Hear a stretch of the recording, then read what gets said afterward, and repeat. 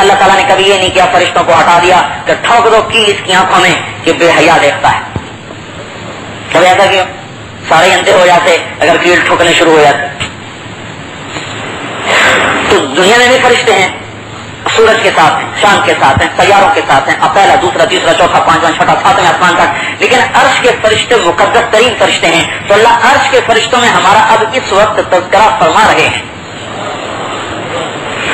اگلی بات، یہ تو 3 قسمیں بتا دی نا. شکر کرنے والے زیادہ لیں گے، اطاعت کرنے والے عزت پائیں گے، یاد کرنے والے میرے ہم نشین بن جائیں گے. اہل معصیت ابھی ہم لوگ آ گئے کہ جو میرے نافرمان ہیں. لا اقنطهم من رحمتی، مایوس ان کو بھی نہیں کرتا. یہ آخری جز ہمارے ساتھ ہے، جو میرے نافرمان مایوس انہیں بھی نہیں کرتا.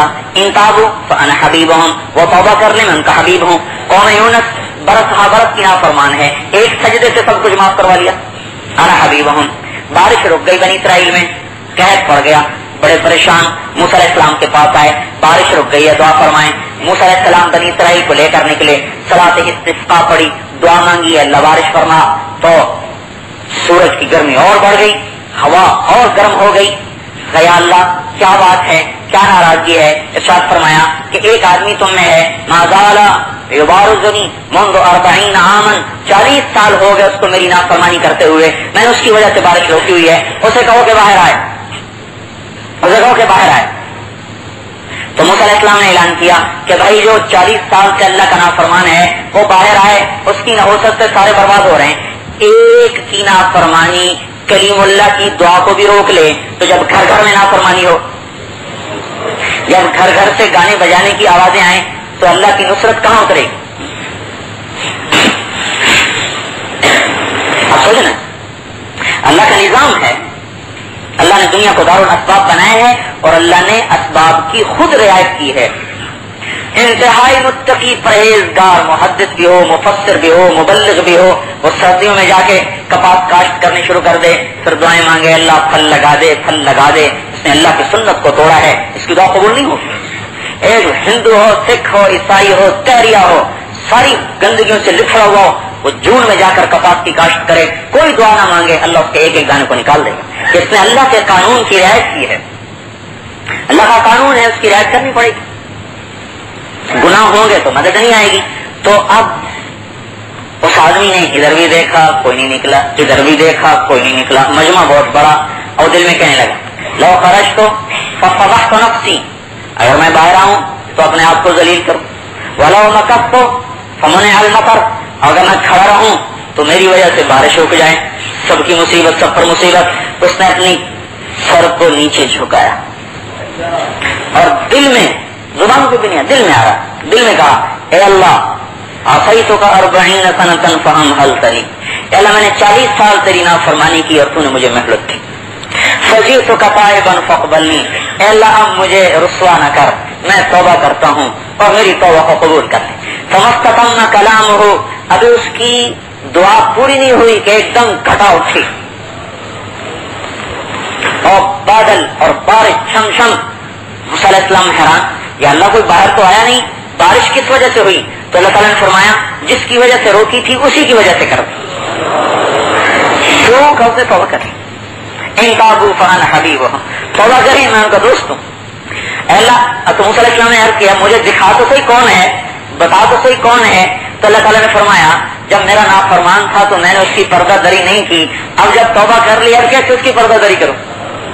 جب میں نے نافرمانی میں اس کو رسوا نہیں کیا تو جب تائب ہو چکا ہے اب میں سے کیسے رسوا کروں؟ میں نہیں کروں گا. اللہ اکبر. ایسے رحیم و کریم ذات سے واسطہ ہے. اب ادھر تو ہم جاتے نہیں، حکومتوں سے کہتے ہیں حالات ٹھیک کرو، پولیس سے کہتے ہیں امن قائم کرو، فوجوں سے کہتے ہیں سرحدوں کی حفاظت کرو. یہ تو خود مردہ لاشیں ہیں، یہ کیا کریں گے بیچارے؟ مردہ مردے کی کیا مدد کرے گا بھائی؟ کوئی زندہ ہی مردے کی مدد کرے گا؟ سب کو فنا ایک کو بقا ہے، لا فنا صرف اللہ ہے. کل من علیہا فان ویبقى وجه ربك ذو الجلال والإکرام.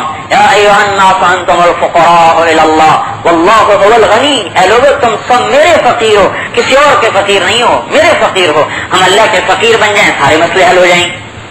اگر اللہ کے فقیر نہیں بنے تو ساری مصیبتیں آتی رہیں گی. تو اللہ تعالیٰ کیا کہہ رہے ہیں؟ ان تابو فانا حبیبہم، تم توبہ کر لو میں تمہارا حبیب ہوں. سارے مسئلے ایک آن میں تھی جیسے قوم یونس پہ ہوا. ان لم یتوبوا، اور توبہ نہ کرو، فانا طبیبہم، پھر میں تمہارا طبیب ہوں، ڈاکٹر ہوں، معالج ہوں. ابتلیہم بالمصائب، میں تم پر مصیبتیں ڈالوں گا. لأطہرہم من الماء، تاکہ تمہارے گناہوں کو صاف کروں. اگر ویسے اللہ ڈھیل دے دے نا، یہ بڑی خطرناک بات ہے کہ اللہ ڈھیل دے. وہ بغیر توبہ کے مر گیا، اور اگر بغیر توبہ کے مر گیا تو سارے گناہ قبر میں لے گیا.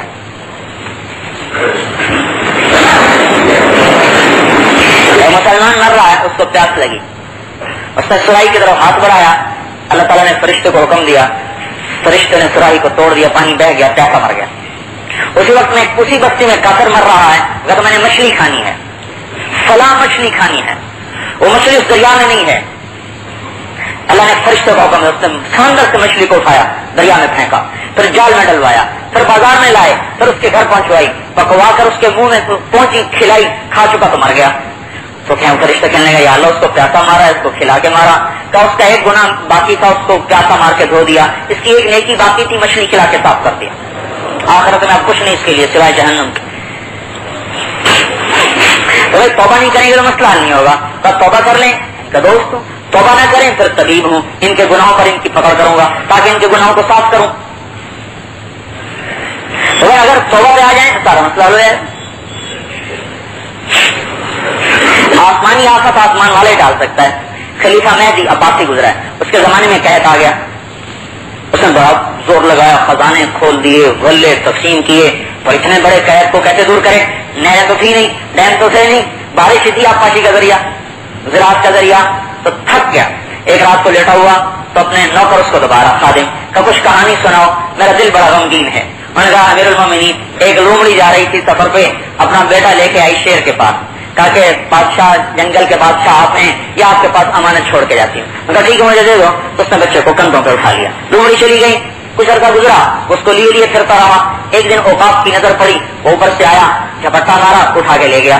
اب شیر اوقاف سے کیا لڑتا. کچھ دنوں بعد لومڑی واپس آئی، بچے کا مطالبہ کیا، اس نے کہا تو اوقاف لے گیا. کہ میں تو آپ کے سپرد کر کے گئی تھی، امانت دے کر گئی تھی. اس نے کہا بات یہ ہے اگر جنگل کی آفت ہوتی تو اس سے لڑتا، وہ تو آسمان کی آفت تھی، میں اس سے کیا مقابلہ کرتا. انہوں نے کہا امیر المومنین، اگر یہ قحط زمین کی آفت ہوتی تو آپ اس کا مقابلہ کرتے، یہ تو آسمان کی آفت ہے، آسمان والے کو منا لو تو دور ہو جائے گی، آسمان والا نہ مانے تو پھر مسئلہ مشکل ہے. اسی وقت اٹھا، وضو کیا، مصلی بچھایا، نماز پڑھی اور سجدے میں سر رکھ کے جو رونا شروع کیا. ادھر اس کے آنسوں نے زمین کو تر کیا، ادھر اللہ پاک نے پوری زمین کو بارش سے تر کر دیا. تو میرے بھائیو، ہم تو مسئلہ تو بڑا آسان ہے کہ ہم دین پہ آئیں، دین پہ آئیں، اللہ کو راضی کریں. اللہ کی رضا روپے پیسے میں نہیں، بنگلوں میں نہیں، کوٹھیوں میں نہیں، کاروں میں نہیں. اسلام ان چیزوں کا نام نہیں، اسلام ان چیزوں میں جسم کے استعمال کا نام ہے. انسان اسلامی ذات سے جسم سے متعلق ہیں. جسم اللہ کی منشا اور مرضی کے مطابق استعمال ہونا شروع ہو جائے تو زندگی بنتی چلی جائے گی، شعبے بنتے چلے جائیں گے. اگر جسم کا استعمال غلط ہے تو سارے شعبے بگڑتے چلے جائیں گے. اب اللہ کی طرف رجوع ہی دنیا اور آخرت کے سارے مسائل کا حل ہے، اور اللہ پاک کی طرف رجوع نہیں ہے تو اس سے بھی زیادہ کتنی دین کی محنتیں ہوئی ہیں اور کتنی قربانیاں ہوئی ہیں. کتنے لاکھوں انسان آج کے دور میں، اس صدی میں لاکھوں انسان، ایک پاکستان کرنے میں کتنے لاکھوں انسان ذبح ہوئے اور انہوں نے اخلاص سے قربانی دی، اخلاص کے ساتھ اپنی جانوں کو پیش کیا. لیکن بات نہیں آگے بڑھی کہ اصل سبب ہے توبہ، وہ نہیں پایا جا رہا. کبیرہ گناہ ہو رہے ہیں، کبیرہ گناہ کے ہوتے اللہ کی مدد کہاں سے آئے گی؟ اور کبیرہ گناہ سے روکنا وہ اندر کی محنت سے ہو سکتا ہے، باہر کی محنت سے نہیں ہو سکتا.